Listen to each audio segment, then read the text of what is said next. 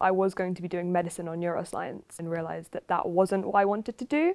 So I kind of had a little bit of a crisis and went online and found games design, and I loved it because it was coursework based. There wasn't exams, which is what really stressed me out at A levels, like the pressure. And I looked through the syllabus, attended a couple open days, met with the tutors, and just decided that, yeah, this is the course that I want to do.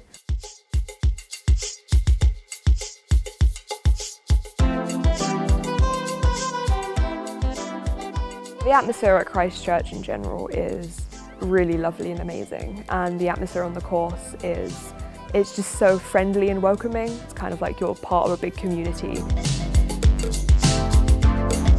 So I've done a wide variety of projects while I've been on this course. In my first year, towards the end of first year, we made a collection of mini games, which was really fun and challenging, but in a good way, because we were given different prompts and it kind of taught us how to work in the engine and gave us more creative freedoms and stuff.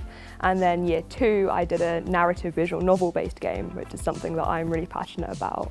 And then towards the end of year 2, we did a 3D, more kind of like AAA style game to get us familiar with that workflow. And again, it was up to us to choose what we wanted to do with that project. Mechanise is the final project for my games design course. It's basically Rampage in VR. So the idea is you're going around destroying the city with cars, buildings and pylons. It built on the ideas I got from year 2, where I was more in 2D aspects, but also then looking into the idea of making this game in 3D. When I first came to the course, I had already been dabbling around with destruction and looking into VR, because that's always been a key thing I wanted to work on. And from the first year, I was looking into these things more and getting more in tune with the code of everything. And then by third year, I actually started being able to make the game. And that's how Mechanise came about. It was the realisation of what I wanted to make when I first joined the course. Coding and the technical aspects of the course was what I was most apprehensive about, as I don't come from that kind of background and I've never done it before. But the course is structured in a way that you're kind of dipped your toes into it before you dive in fully. So you're taught the basics, and then over the weeks you're kind of taught less and less, but you already have the skills from the initial taught sessions to continue to do what you need to do. A visual novel is an interactive game. It's also an interactive story as well, where images are very still-like. They can be animated, but they don't have to. And you also get given a dialogue box, so you get to choose what type of dialogue you want to interact with the characters.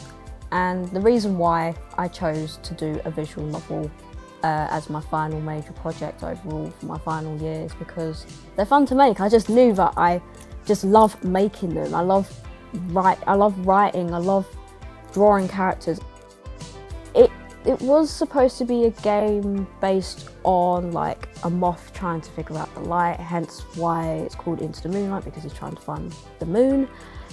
And suddenly along the lines, during the next couple of months of whilst developing the game, it managed to help me talk about things like gender identity, what it's like to have dyspraxia as well, because that's something that kind of stops me in my tracks a lot. And it has helped me out a lot in so many ways, where it helped me be a little bit more comfortable and confident with myself. When I first started at uni, my focus was very much on the 3D side of things. So just the modelling, texturing, that kind of thing. And then just as the projects went on and on, more and more I started dabbling in the engine side of things, and that resulted in Surgical. It's kind of a game that blends the line between Halo and Rocket League. As this was a multiplayer game, of course a lot of testing was involved, and I couldn't do this on my own. So we used our chat group to pull in people from all the year groups and test it online. To make the game actually commercially accessible, it required an upload fee to be paid, and this is quite a large fee, but the uni's work experience fund allowed me to actually meet this fee and get it up there. I love this course. I'm gonna miss it, and I'm gonna miss everyone who has helped me out and got me through this journey.